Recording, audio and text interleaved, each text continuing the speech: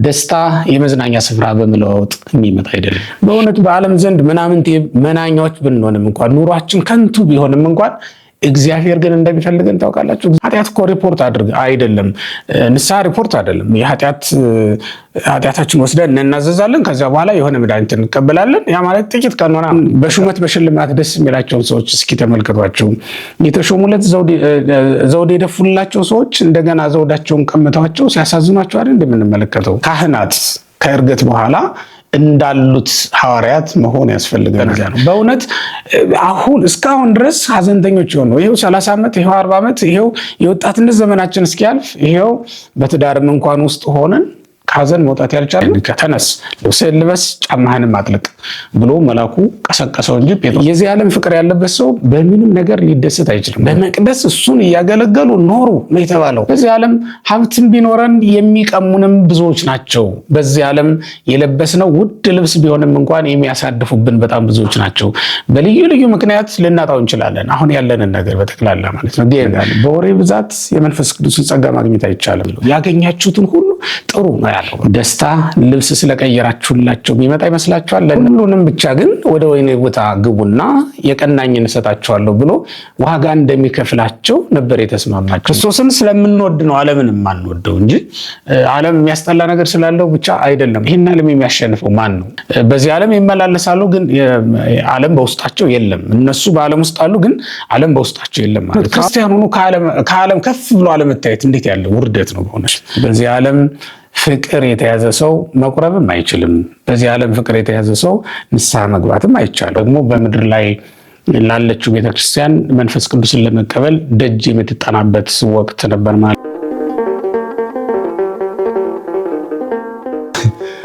በስመ አብ ወወልድ ወመንፈስ ቅዱስ አሐዱ አምላክ። በአብ ወልድ በመንፈስ ቅዱስ ስም እያመንኩና እየተማጸንኩ ሰላምታዬን አቀርባለሁ። የተወደዳችሁና የተከበራችሁ የልዑል አምላክ የሕያው እግዚአብሔር ቤተሰቦች እንደምን ሰነበታችሁ? ልዑል ባሕርይ አምላክ አማልክት እግዚአብሔር ያለና የነበረው ለዘላለም ዘመናትን አሳልፎ የሚኖረው አምላክ ስሙ የተመሰገነ ይሁንና እንግዲህ እስከዚህ ሰዓት ድረስ በቸርነቱ ጠብቆናል። በዓለ ትንሣኤውን አክብረን ዛሬ ደግሞ በዓለ ዕርገቱ ላይ ደርሰናል። እንኳን ለበዓለ ዕርገቱ በሰላም አደረሳችሁ እላለሁ። በልዩ ልዩ መንገድ እንግዲህ ትምህርቶችን ስታገኙ እንደነበረ ተስፋ አደርጋለሁ። ያው ከሊቀ ሊቃውንት ስሙር ጋር ያለው ትምህርት ስላልተቋረጠ ማለት ነው። እኔ በልዩ ልዩ ምክንያት በጣፋም ትምህርቶቹ ስለቀጠሉ ደስ ብሎኛል። እንደምን ሰነበታችሁ እላለሁ። በያላችሁበት የእግዚአብሔር ሰላም ይድረሳችሁ። እንግዲህ ዛሬ ብናነሳው ደስ የሚለው ከዕርገት በኋላ ስላለችው ቤተክርስቲያን ታሪክ ነው የምናነሳው። ዛሬ ከዕርገት በኋላ ስላለችው ቤተክርስቲያን ሐዋርያው ጉዞ በተመለከተ እናነሳለን። ምክንያቱም ዛሬ የዕርገት ማግስት ላይ ያለነው። አምላካችን መድኃኒታችን ኢየሱስ ክርስቶስ ከዕርገቱ ማግስት ለደቀ መዛሙርቱ ያዘዛቸው ደቀ መዛሙርቱን የተቀበሉትና ደስ እያላቸው ሲኖሩት የነበረውን ኑሯቸውን ነው የምንመለከተው ማለት ነው። አምላካችን እግዚአብሔር በምሕረቱ በቸርነቱ እንዲያስተምረን እና ቅዱስ ቃሉንም በልባችን ላይ እንዲያስቀምጥልን መልካም ፈቃዱ ይሆነልን። እንግዲህ ከዕርገት ጀምሮ እስከ ጰራቅሊጦስ ድረስ ያለው 10 ቀናት አሉ። ይሄ ቀን መንፈስ ቅዱስን ለመጠበቅ ለሐዋርያት የተሰጣቸው ቀን ነው። አባቶቻችን ሐዋርያት በአንድ ቦታ በአንድ ስፍራ ተቀምጠው በጸሎት እየተጉ እና ሌሎችንም ዝግጅቶችን እያደረጉ የመንፈስ ቅዱስን መምጣት ሲጠባበቁ እንደነበረ በቅዱሳት መጻሕፍት ተመዝግቦ እናነባለን። ይህም በሐዋርያት ሥራ ምዕራፍ 1 ላይ የተመዘገበው አንዱ ነው። በተለይ ከቁጥር 12 ጀምሮ ያለው ታሪክ የሚያስረዳን እስከ መጨረሻው ድረስ ያለው አባቶቻችን ሐዋርያት መንፈስ ቅዱስን እስኪቀበሉ ድረስ የነበሩበትን ሁኔታ ነው የሚያሳየን ማለት ነው። እንዲሁም በሉቃስም ወንጌል ምዕራፍ 24 ቁጥር 50 ጀምሮ ደግሞ ያለው አምላካችን መድኃኒታችን ኢየሱስ ክርስቶስ በሚያደርግበት ጊዜ ያዘዛቸውን ትእዛዝና የሰጣቸውን ተስፋ ነው የሚያሳየን ማለት ነው። በሚያደርግበት ሰዓት እነሱም የጠየቁት ጥያቄ አለ፣ እሱም የሰጣቸው ትእዛዝና የነገራቸው የተስፋ ቃልም ደግሞ ነበረ ማለት ነው። የተስፋ ቃሉ መንፈስ ቅዱስን እንደሚሰድላቸው የነገራቸው ነው። ያዘዛቸው ትእዛዝ ደግሞ በኢየሩሳሌም ከተማ ቆዩ የሚለው ትእዛዝ ነው ማለት ነው። ትእዛዙንም ተስፋውንም ተቀብለው ደስ እያላቸው ተመልሰው ስለመሄዳቸውም ይነግረናል። እነሱ የጠየቁት ጥያቄ ምንድነው? ታገብኑ መንግስት ለደቂቀ እስራኤል በውእቱ መዋዕል በዚህ ዘመን ለእስራኤል ልጆች መንግስትን ትመልስላቸዋለህን የሚለው የአባቶቻችን ሐዋርያት የጠየቁት ጥያቄ ነበር። እሱ የሚወጣው እሱ የሚያደርገው ወደ ሰማይ ነው። እነሱ ደግሞ የሚጠይቁት ስለ ምድሩ ነው። እሱ የሚያስበው ወይም ያስተማራቸው ስለ ሰማያዊቷ መንግስት ነው። መንግስተ ሰማያት ቀርባለችና ንስሐ ግቡ ብሎ አይደል የሰበከላቸው? ይሄንን ነበር የነገራቸው። እነሱ ግን የሚጠይቁት ምድራዊውን የእስራኤል መንግስት ነበር ማለት ነው። ከዚያም ተነስቶ ነው እንግዲህ አምላካችን መድኃኒታችን ኢየሱስ ክርስቶስ ይህን ማወቅ ለእናንተ አልተሰጣችሁም ብሎ የመለሰላቸው ማለት ነው። የጥያቄውም ምድራዊ ነው። እሱም ይህንን ጥያቄ የሚመልስበት ጊዜ አልነበረም። ስለ እስራኤል መንግስት አልነበረምና ዋናው የመጣበት ዓላማ የመጣበት ሰው የሆነበት ምክንያት እሱ ስላልነበረ እነሱ ለጠየቁት ጥያቄ ይመልስላቸው ይህን ማወቅ ለእናንተ አልተሰጣችሁም የሚል ነው የነበረው ማለት ነው። ጥያቄያቸውንም ጠየቁ፣ ትእዛዛቸውንም ተቀብለው አክብረው እሱ ከሄደ በኋላ ወደ ቤታቸው ወደ ኢየሩሳሌም ተመልሰው በሚኖሩበት ሰገነት ላይ ወጥተው በአንድ ላይ መኖር እንደጀመሩ ቅዱስ መጽሐፍ ነግሮናል ማለት ነው። እንግዲህ ይሄ 10 ቀን በአባቶቻችን አስተምህሮ መሰረት በሰማይ አምላካችን መድኃኒታችን ኢየሱስ ክርስቶስ ለመላእክት ስጋዊውን ያልሰሙ መላእክት ስለነበሩ ስጋዊውን ላልሰሙ መላእክት ወንጌልን የሰበከበትና ሰው መሆኑን ፍጥረት ሁሉ ያወቀበት ወቅት ነው ብለውናል። ከዛ በተጨማሪም ደግሞ በምድር ላይ ላለችው ቤተክርስቲያን መንፈስ ቅዱስን ለመቀበል ደጅ የምትጠናበት ወቅት ነበር ማለት ነው። በምድር ሳለ ስለ መንፈስ ቅዱስ በሚገባ አስተምሯቸዋል። ይህም ማለት ከዮሐንስ ወንጌል ምዕራፍ 14 እስከ ምዕራፍ 16 ድረስ ባለው በተለይ ትምህርተ መንፈስ ቅዱስ በስፋት የተሰጠባቸው ምዕራፎች ናቸው። በእነዚህ ምዕራፎች ስለ መንፈስ ቅዱስ መምጣት፣ ስለ መንፈስ ቅዱስ መሰጠት በሚገባ ቤተክርስቲያን ተምራለች ማለት ነው። ይሁን እንጂ ከዕርገት ጀምሮ እስከዚያ ባሉት ቀናት 10ሩን ቀናት እንዲሁ በተስፋ እንዲጠብቁ አድርጓል ማለት ነው። ለምንድን ነው 10ሩን ቃላት የሻርንበት ዘመን አልፎ 10ሩን ቃላት በመሻራችን ምክንያት አምላካችን መድኃኒታችን ኢየሱስ ክርስቶስ 10ሩን ሕዋሳት እንደገና ቀድሶልን ማለት ነው ታርቆን ስጦታውን እንደሚሰጠን ለማሳየት ነው እነዚህ 10 ቀናት የተቆጠሩት ብለውናል አባቶቻችን። የሰው ልጅ መላእክትም ከተማ 10ኛውን ይወርሳል።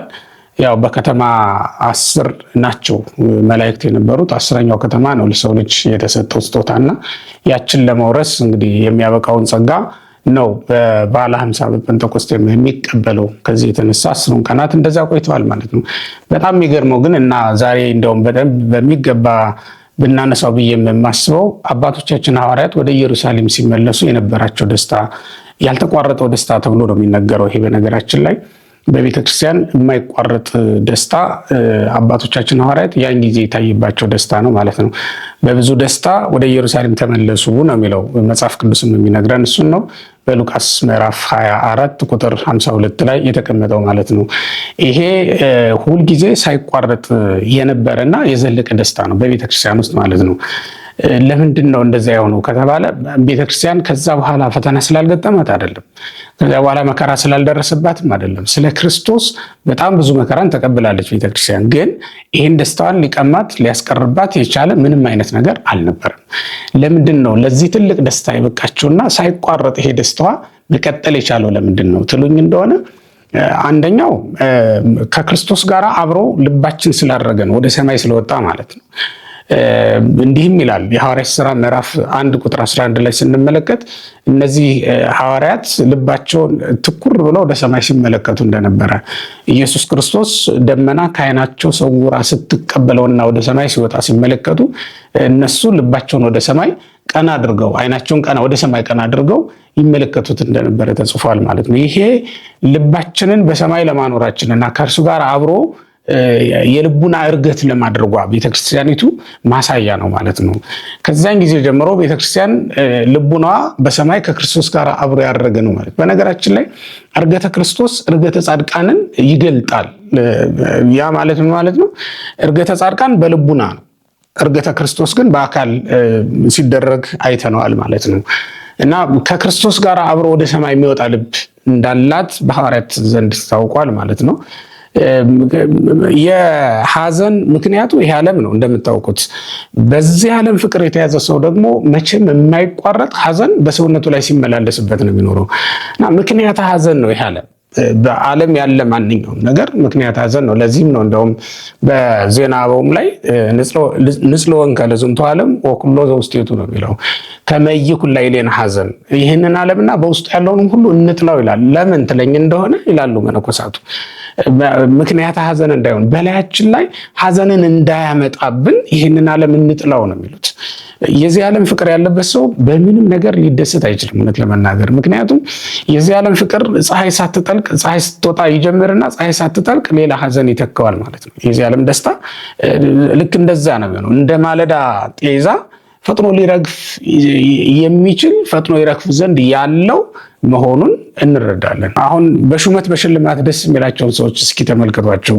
የተሾሙለት ዘውድ የደፉላቸው ሰዎች እንደገና ዘውዳቸውን ቀምተዋቸው ሲያሳዝኗቸው አይደል እንደምንመለከተው። በልተው ጠጥተው ደስ የሚላቸውን ሰዎች እስኪ ተመልከቷቸው። የበሉት የጠጡት ጠፍቶባቸው እንዳልበሉ እንዳልጠጡ ሆነው ሐዘን የሚሰማቸው እኮ ቀላል አይደለም አይደል? ስለዚህ በዚህ ዓለም የሆነን ደስታ ብንወደው የትኛውንም ያክል ይህንን ዓለም ብንወደውና ይህ ዓለምን ቢወደን ደስታችን ግን ፍጹም ሊሆን አይችልም። ሲጀመርም ለዚህ ዓለም ወዳጆች ደስታ የሚባል ነገር የላቸውም።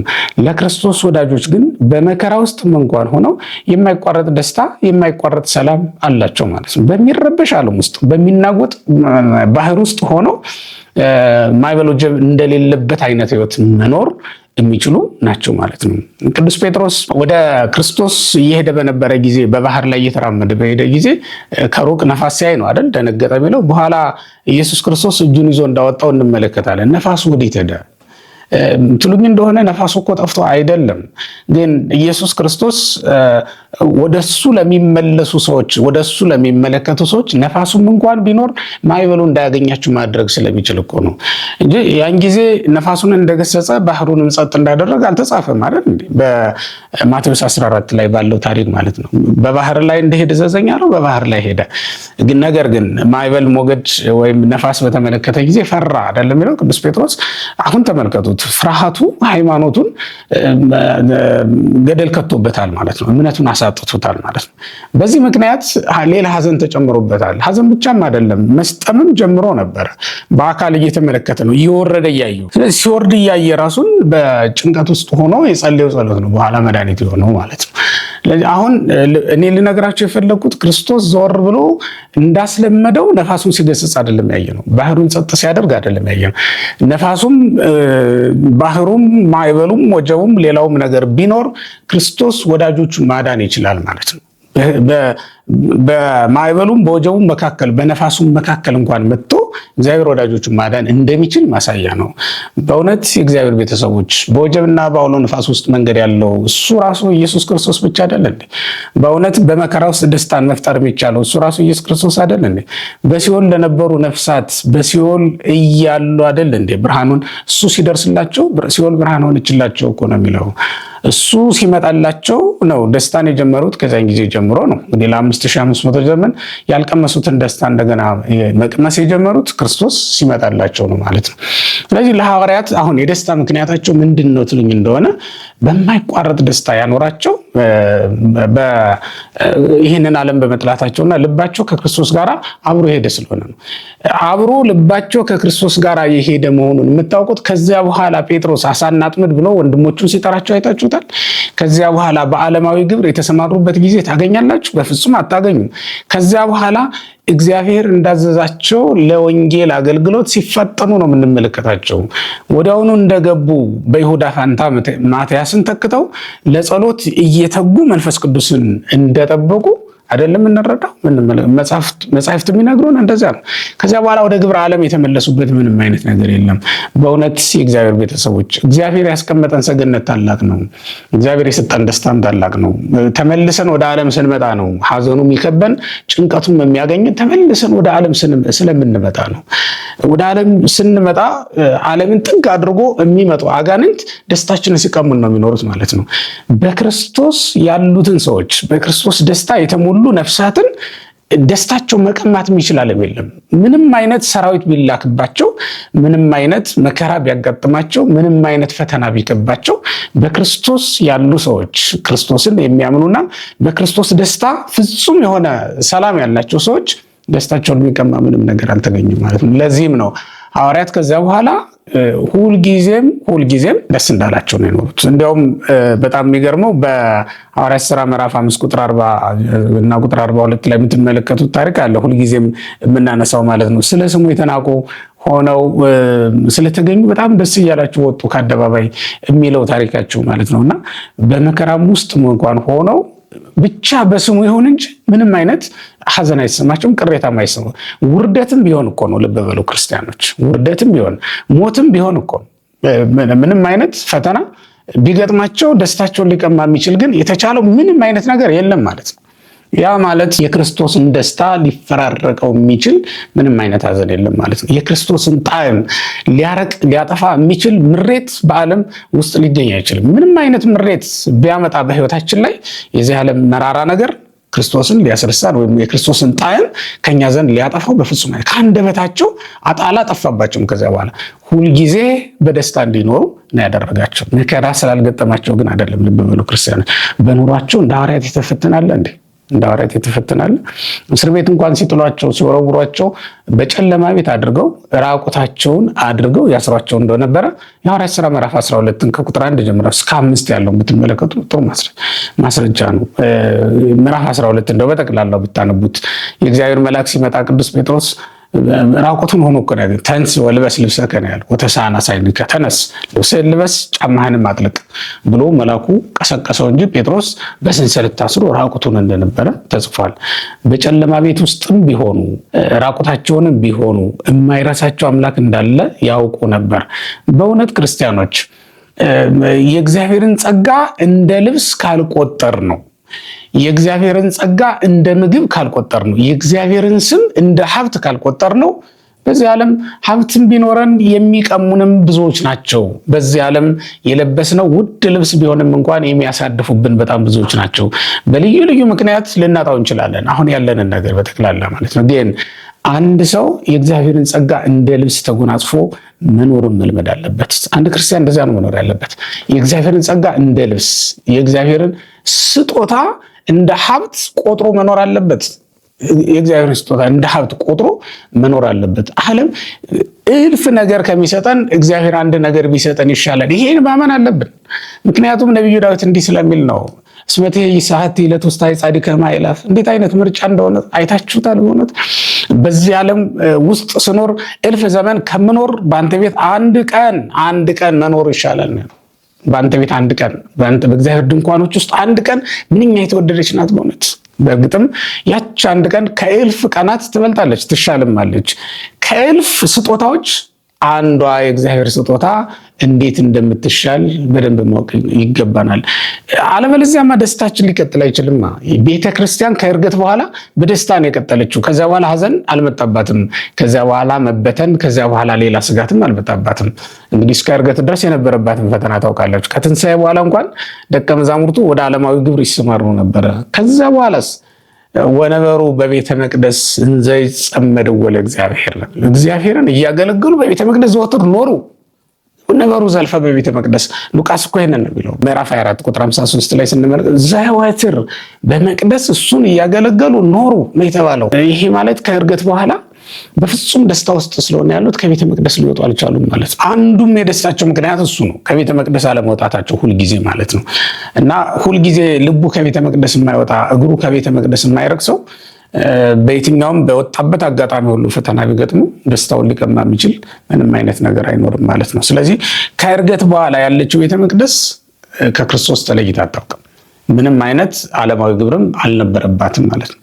ካህናት ከእርገት በኋላ እንዳሉት ሐዋርያት መሆን ያስፈልገናል። የቤተ መቅደስ አገልጋዮች ከእርገት በኋላ ክርስቶስን እንደተከተሉት እንደ ክርስቶስ አገልጋዮች መሆን ያስፈልጋል።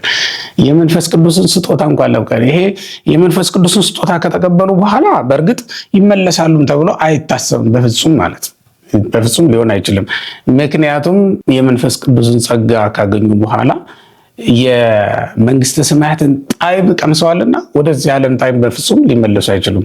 ሲጀመር እኮ በእውነት ወገኖች የመንግስተ ሰማያትን ውበት ያየ ልቡና ወደዚህ ዓለም በዚህ ዓለም ውበት የሚደነቅ ይመስላችኋል? የመንግስተ ሰማያትን ጣዕም የቀመሰ ሰው በዚህ ዓለም በየትኛውም ጣዕም ሊማረክ የሚችል ይመስላችኋል? ይሄ በፍጹም ሊሆን አይችልም። እንደዚያ ስለሆነም ነው ሰማዕታት መከራን በፍጹም ትጋት በፍጹም ትህትና የታገሱት። ከዚህ የተነሳ ነው መናንያን ይህንን ዓለም እንደ ጨርቅ አውልቀው ጥለውት ሄዱት።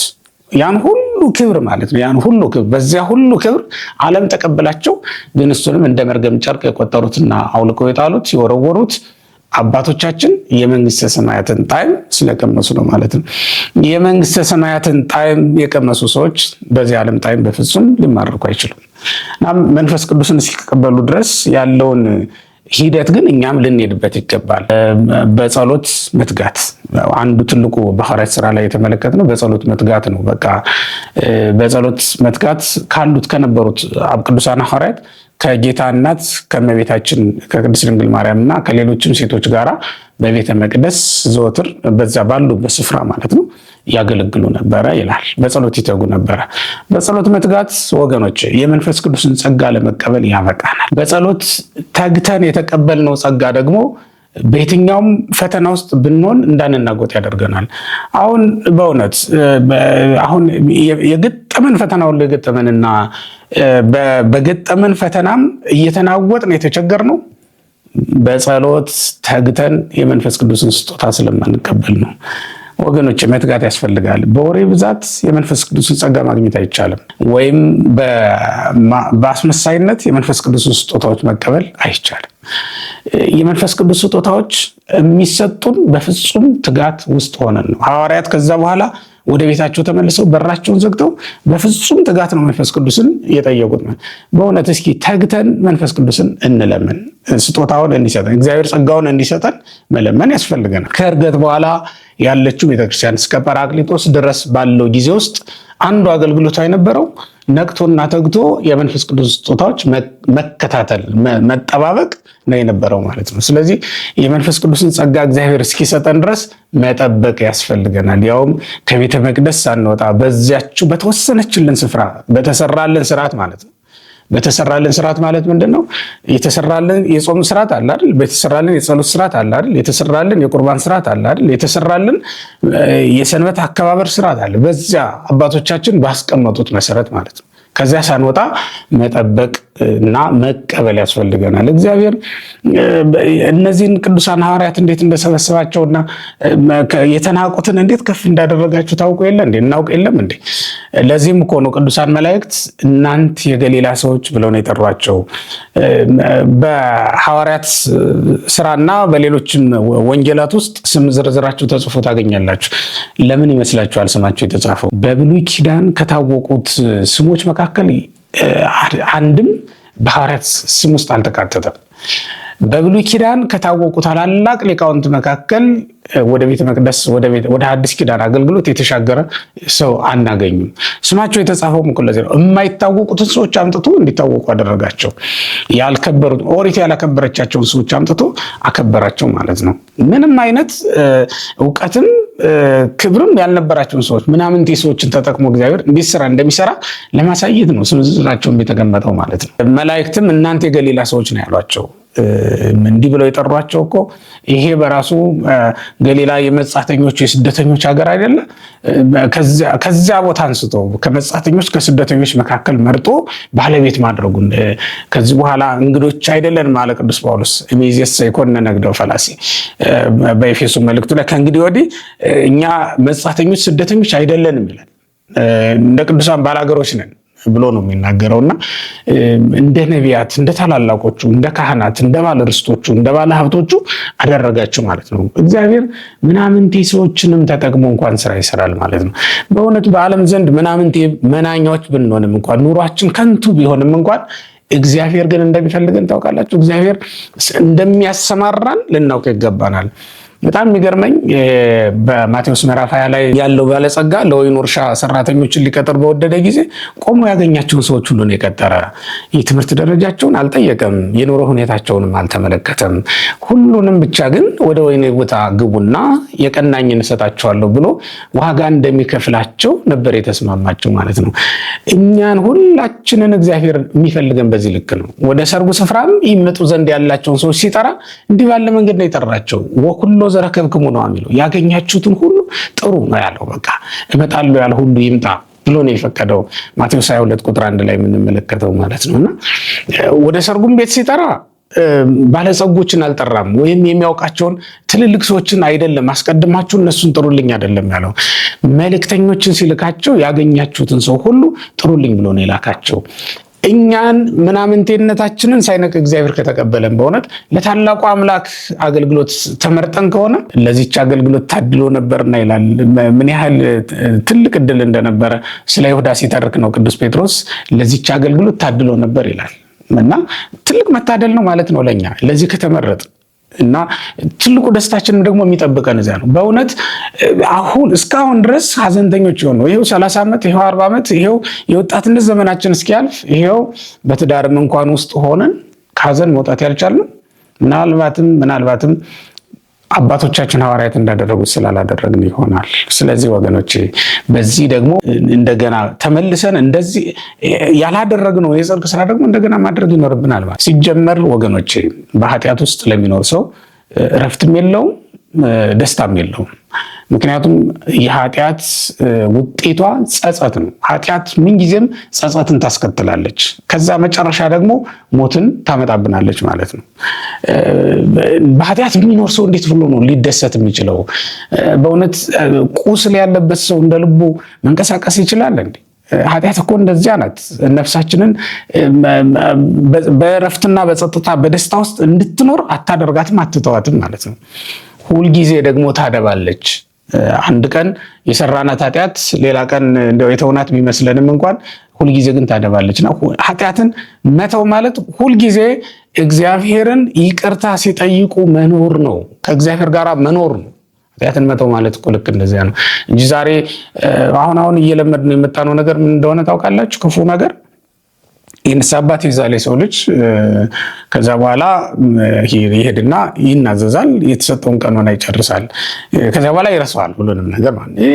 ኃጢአትን ወስደን ተናግረን ተናዘን ቀኖናችንን ተቀብለን ብንጨርስም እንኳን ሁልጊዜ ከክርስቶስ ፍቅር ሳንወጣ እንኖር ዘንድ ያስፈልገናል። በእውነት ያ ማለት ነገረ መስቀሉን እያሰብን ክርስቶስን እያገለገልን ከሱ ጋር አብረን መኖርን መምረጥ ነው እንጂ ኃጢአት እኮ ሪፖርት አድርግ አይደለም።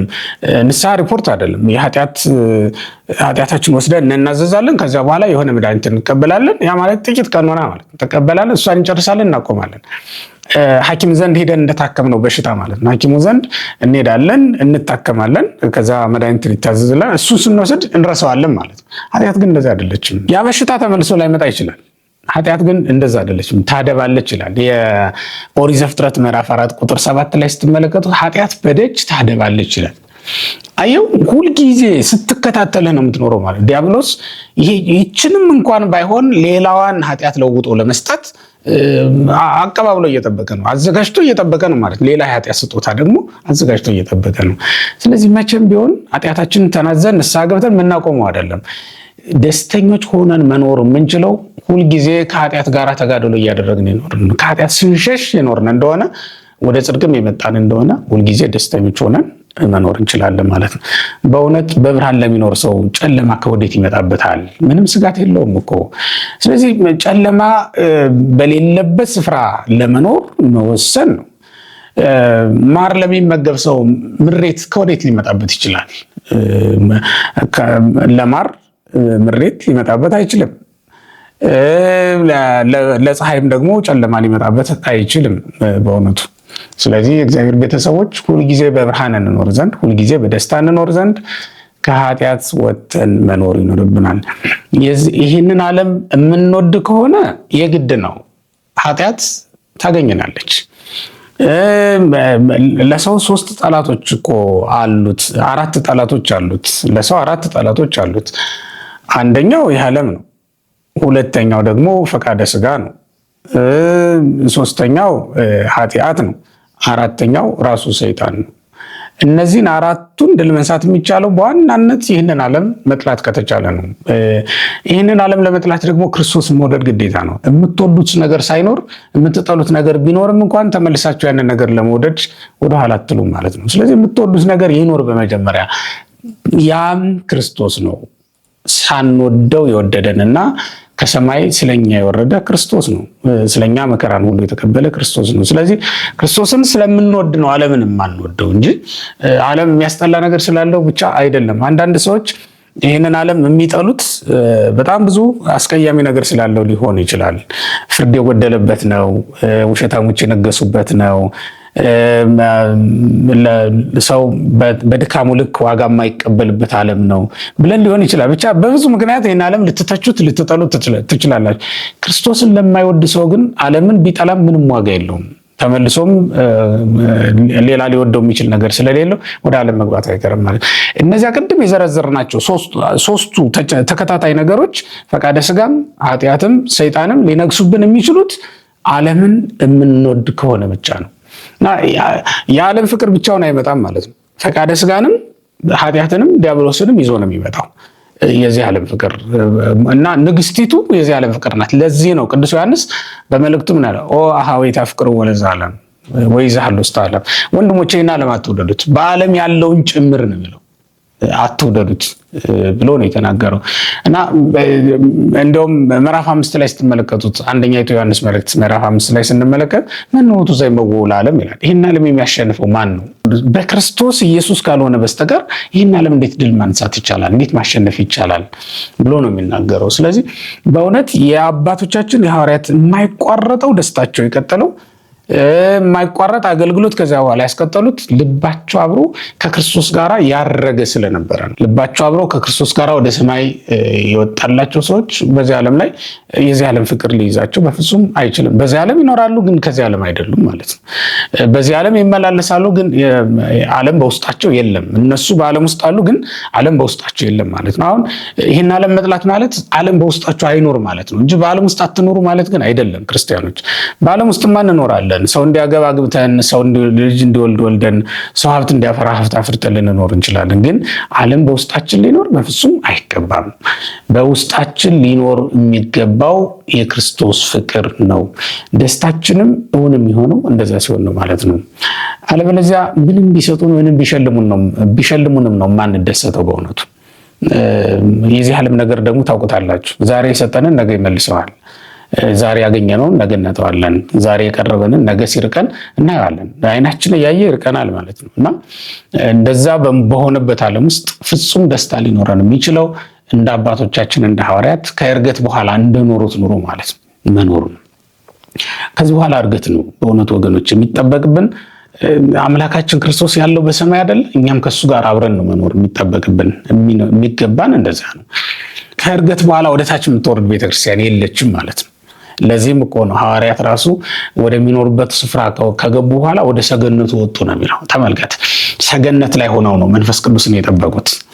ይሄ ማለት ከፍ ማለት ያስፈልጋል። ከዓለም ከፍ ያላል በእውነት ክርስቲያን ሆኖ ከዓለም ከፍ ብሎ አለመታየት እንዴት ያለ ውርደት ነው በእውነት። ክርስቲያን እኮ ከዓለም ከፍ ያለ አስተሳሰብ ሊኖረው ይገባል በእውነቱ። ያ ማለት በዚህ ዓለም ጣዕም የማይረታ ማለት ነው። በስካሩ፣ በዝሙቱ፣ በስርቆቱ እና በሌሎችም ነገሮች የማይረታ ልብ ሊኖረን ይገባል ማለት ነው። የማይረታ ሰውነት ሊኖረን ይገባል ማለት ነው። ይሄንን የምላችሁ ክርስቲያን ምንጊዜም ከፍ ያለ መሆን ስላለበት ነው። ወንጌል ከዚህ ዓለም ከፍ ልታደርገን የተሰራች ሕግ ስለሆነች ነው። ከዚህ ዓለም ሕግጋት የተሻለ ሕግ ነው አይደል? እግዚአብሔር ይሰራል የሰጠን ከዚህ ዓለም ሕጎች የተሻለውን ሕግ እኮ ነው የሰጠን ወንጌልን ማለት ነው። እና ሰዎች በዚህ ዓለም ሕግ እየተዳኙ በዚህ ዓለም ሕግ እየተዳደሩ እንኳን ሳይጣሉ በፍቅር ይኖራሉ። እስኪ ተመልከቱት። ይሄ ዘመናዊ ነኝ የሚለውን ዓለም በጠቅላላ በዚህ ዓለም ሕግ የሚመራ እኮ ነው። እግዚአብሔርን የማያውቅ ሕዝብ ነው፣ ግን በዚህ ዓለም ሕግ የሚመራ ነው። እነሱም በዚህ ዓለም ሕግ እየተመሩ አንዱ ለአንዱ ተዛዝነው ተራራድተው ወይም ደግሞ ተዋደው ይኖራሉ በሰላምና በፍቅር ማለት ነው። እኛ ደግሞ ከዚያ በሚበልጠው ሕግ ነው ከሰማይ በመጣ ሕግ ነው እየተመራን ያለው። ስለዚህ ነው ክርስቲያን በዚህ ዓለም ሕግ ከሚመሩ ሰዎች የተሻለ አስተሳሰብ፣ የተሻለ ሕይወት ሊኖረው ይገባል የምንለው ለዚህ ነው። ያውም ደግሞ ሊቀ ካህናችን ኢየሱስ ክርስቶስ ባለበት ስፍራ ነው። ልባችን በዚያ ነው መኖር ያለበት። ልቡን ክርስቶስ በሚኖርበት ስፍራ ማኖር ያልቻለ ክርስቲያን በዚህ ዓለም መኖሩ ግድ ነው። ያ ደግሞ ማለት ለሐዘን ለጥፋት አሳልፎ ይሰጠዋል ማለት ነው። በቅዳሴያችንም ላይ ዲያቆኑ ምን ይላል? በሰማይ ያሉ ልብክሙ ይላል። ልባችሁ በሰማይ ይኑር ማለት ነው። እኛም ስንመልስ ወይ ያሉ በሰማይ ልብን፣ አዎ እኛም ምኞታችን እንደዛ ነው። ስለዚህ ምን እንላለን? ልቡናችን በሰማይ ይኑር ብለን እንጸልያለን ማለት ነው። ግን እኛ ስለማንችል በእንተ ስምከ አጽናዕነ፣ ይህንንም ቢሆን አንተ ካላደረክልን በስተቀር ስምህ መሐሪ ይቅር ባይ ነውና አንተ ካላደረክልን በስተቀር ስምህን ጠርተን ካልተደረገልን በቀር ይህንን ቢሆን እኛም አንችልም የሚል ምላሽ እንሰጣለን ማለት ነው። ስለዚህ የተወደዳችሁ ክርስቲያኖች በዚህ ዓለም ፍቅር የተያዘ ሰው መቁረብም አይችልም። በዚህ ዓለም ፍቅር የተያዘ ሰው ንስሐ መግባትም አይቻለው። ንስሐ ገባለሁ ይላል እንጂ እንዲሁ ዝም ብሎ ሄዶ ቅድም እንዳልኩት ለመምህር ንስሐው ነግሮ ጥቂት ቀኖና ተቀብሎ መጥቶ ያው ነው ተመልሶ ወደዛው ነው የሚገባው ማለት ነው። ገና ቀኖናውን ሳይፈጽም እኮ ሌላ ኃጢአት ይሰራል። ስለዚህ ወገኖች ከዚህ ዓለም ፍቅር መውጣት ነው አንዱ ትልቁ ነገር፣ ክርስቶስን ተከትሎ መሄድ ማለት ነው። ከዛ በኋላ ሐዋርያት ለእስራኤል ልጆች መንግስትን ትመልሳለህን ብለው አልጠየቁም። ሲጀመርም ከዚያ በኋላ ስለ እስራኤል መንግስት አይደለም የሚያወሩት፣ ስለ እግዚአብሔር መንግስት ነው የሚያወሩት። ሰዎቹ ተሰብስበው መጥተው ከእንግዲህ በኋላ ምን እናድርግ ብለው ሲጠይቋቸው ቅዱስ ጴጥሮስና ሌሎችም በጌታ በኢየሱስ ክርስቶስም እመኑ እያሉ ነው የሰበኩት ማለት ነው። ይህንን ሊቀማቸው የሚችል ምንም አይነት ነገር የለም ማለት ነው። ጽድቃችንን ሊቀማ የሚችል ምንም አይነት ነገር አይኖርም። በእውነት ሐዋርያት ከዚያ በኋላ እንደዚህ ሆኖ ነው የቀጠሉት ማለት ስለ ክርስቶስ እየመሰከሩ። እንዲያውም ወደ ቤት ገብተው ቅዱስ ጴጥሮስ ከተናገራቸው ንግግሮች አንዱ ከኛ ጋር አብሮ የትንሣኤው ምስክር መሆን የሚችለውን ሰው እንምረጥ ነው ያለው። የትንሣኤው ምስክር ሆኖ ነው የቀጠሉት። ከዚህ በኋላ ትንሣኤ ነው፣ ከዚህ በኋላ እርገት ነው። በእውነት ወገኖቼ ያ ማለት በእኛም ህይወት ውስጥ ትንሣኤ፣ በእኛም ህይወት ውስጥ እርገት ሊኖር ይገባል ማለት ነው። በትንሣኤ በእርገት መኖር ካልቻል ወደዚህ ዓለም መጥተን በእውነት የክርስቶስን ጸጋ እናጠዋለን፣ የክርስቶስን ፍቅር እናጠዋለን ማለት ነው እና ከእርገት በኋላ ወደ ኢየሩሳሌም ቢመለሱም ልባቸው ግን አልተመለሰም። ከክርስቶስ ጋር ነበር አብሮ የሄደው ማለት ነው። ለዚህም ነው ከዚያ በኋላ እንደተለያቸውም አላዘኑም እኮ። የስቅለት ዕለት እንደተለያቸው አይደለም አሁን እያዘኑ ያሉት።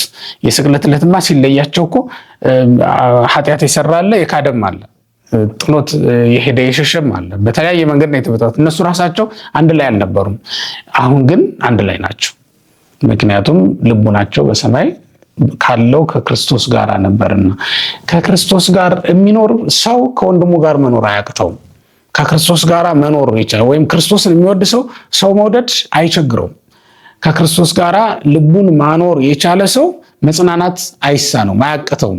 በተዘጋ ቤት ውስጥ ሆኖ ሰላም ይዞ ነው የሚኖረው ማለት ነውና ልባችን ከክርስቶስ ጋር መኖር ከቻለ በሁሉም ፈተና ብንፈተን እንኳን ያንን ማለፍ አያቅተንም። ሐዋርያት ሁሉንም ፈተና ያለፉት ዓለም በጠቅላላ ነው የፈተናቸው ከዚያ በኋላ። ምክንያቱም የሐዋርያት ስራን ስንመለከት ሐዋርያትን ምን ያህል ትልቅ ፈተና፣ የተፈጥሮ ፈተና ገጥሟቸዋል። ባህር ተናውጦባቸው፣ መርከብ ተሰብሮባቸው፣ ማዕበል ሞገድ ተነስቶባቸው ማለት ነው። ከወንድሞቻቸው ከአይሁድ የመጣ ፈተና ገጥሟቸዋል። በሸንጎ አቁመዋቸዋል፣ ተከራክረዋቸዋል። የእግዚአብሔርን ቃል ያውቃሉ የሚባሉ ምሁራንና ሊቃነ ካህናት ሳይቀር ተከራክረዋቸዋል፣ አስገርፈዋቸውማል ማለት ነው። የእግዚአብሔርን ቃል ያውቃሉት የሚባሉ ሳይቀር ሳይራሩላቸው ብዙ ፈተና ብዙ ግፍ ገጥሟቸዋል። ግን ይህን ሁሉ ማለፍ የቻሉት እንዴት ነው ከተባለ ከክርስቶስ ጋር መኖር ስለቻሉ። ከክርስቶስ ጋር ኑር። አሁን የገጠምህን ፈተና ታልፈዋለህ። ክርስቶስን ውደድ፣ በክርስቶስ ፍቅር ልብህን አጽናው። አሁን የገጠመህን መራራ ህይወት በእርግጠኝነት ታሸንፈዋለህ። ለዚህም አይደል እንደ ክርስቶስ እኔ ዓለምን አሸንፌዋለሁ እናንተም አይዟችሁ ብሎ የነገረን እኮ ለዚህ ነው። መጽናናት የምናገኘው በእውነት ብዙ መካሪዎች ስለመከሩን አይደለም፣ ልባችንን ከክርስቶስ ጋር ስናኖረው ነው። መጽናናት የምናገኘው ከእግዚአብሔር ቃል የተነሳ ነው። በእውነት እንጂ ስለበላን ስለጠጣን ወይም ቦታ ስለቀየርን አይደለም። አንዳንድ ቦታ ሰዎች የሚዝናኑበት ስፍራ ሲለውጡ ይታያሉ፣ ግን እንደዚህ አይደለም። ደስታ የመዝናኛ ስፍራ በመለዋወጥ የሚመጣ አይደለም። ደስታ ልብስ ስለቀየራችሁላቸው የሚመጣ ይመስላችኋል? ለእነዚያ ለሐዘንተኞች ልብስ የገዛችሁላቸው፣ ለእነዚያ ለሐዘንተኞች ምግብ ያደረሳችሁላቸው፣ ለእነዚያ ኃጢአት ቀናቸውን ህይወታቸውን ላጨለመችባቸው ሰዎች መክሮ አስተምሮ ወደ ክርስቶስ እንደማቅረብ በእውነት በስጋው በደሙ የሚፈታውን ችግር ሊፈታ ይችል የነበረውን ችግር እንዲሁ ዝም ብለው ንስሐ ቢገቡ ሊፈታ የሚችል የነበረውን ሐዘን ማለት ነው እንዲሁ ተሸክመውት ራሳቸውን እስከ ማጥፋት የደረሱ አጋንንት ከበው ዙሪያቸውን ከበው ራሳቸውን እስኪያጠፉ ድረስ በራሳቸው ላይ እስኪጨክኑ ድረስ ያደረሷቸው ለዚህ ነው። ልብ በሉ። ያ እኮ በንስሐ ይፈታ ነበር። በእውነት ንስሐ ብንገባ ኖሮ ያ ሁሉ ጭንቀት የደረሰበት አይታይም ነበረ። ውሃ የደፉበት እሳት ቀጥሎ ምንድነው የሚሆነው? ይጠፋል። ሌላ ነገር የለውም። ነፋስ የሚነዳው መርከብ፣ ነፋስ የሚያናውጠው ባህር፣ እነዚህ ሁሉ ነገሮች የደረሰባቸውን ነገር ነው የሚመስሉት ማለት ነው። ስለዚህ አሁን ንስሐ ብንገባ እነዚህን ሁሉ ፈተናዎቻችን ማጥፋት በቻልን ነበር። ቅዱስ ሥጋውን ክቡር ደሙን ብንቀበል እነዚህን ሁሉ ማጥፋት በቻልን ነበር። ከክርስቶስም ጋር መኖር ብንችል ኖሮ እነዚህን ሁሉ ፈተናዎች ማራቅ በቻልን ነበር። ከኛ ይህን ሁሉ ፈተና ይህን ሁሉ መከራ ማራቅ የምንችለው በእውነት የእግዚአብሔር ቤተሰቦች ከክርስቶስ ጋር መኖር ስንችል ነው የሚለውን ነገር ነው እንግዲህ ለዛሬ የምንናገረው። አባቶቻችን ሐዋርያት ከዕርገት በኋላ የኖሩት እንደዚያ ነው።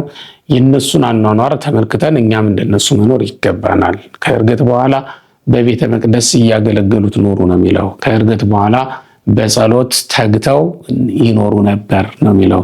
ከዕርገት በኋላ የተሰጣቸውን ተስፋ በመጠበቅ ኖሩ ነው የሚለው። እኛም ከዚህ በኋላ እግዚአብሔር የሰጠንን ተስፋ እየጠበቅ መኖር ይገባናል። እኛም እግዚአብሔር የሰጠንን የቀጠሮ ቀን ብቻ ነው መጠበቅ ያለብን። ለተሞታችሁ ለምን ትጠብቃላችሁ? የመከራ ቀን ለምን እንጠብቃለን? የምንጠብቀው የቀጠሮ ቀን አለ፣ ክርስቶስ የሰጠን እመጣለሁ ብሎ ማለት ነው። መላእክትም ለሐዋርያት ሲነግሯቸው እንደሰማን ተመልሶ ይመጣል ብለውናል። በዚህ ደስ እያለን እንቀጥላለን፣ እንኖራለን ማለት ነው። የአባቶቻችን የሐዋርያት በረከታቸው ይድረሰን። አምላካችን መድኃኒታችን ኢየሱስ ክርስቶስ ለሐዋርያት ቅባተ ዘይት መንፈስ ቅዱስን የሰጣቸው አምላክ እኛንም በቅዱስ መንፈሱ እንዲያጸናን፣ እንዲያበረታን፣ ደስታችን እንዲመልስልን መልካም ፈቃዱ ይሆነልን። እግዚአብሔር ይስጥልን።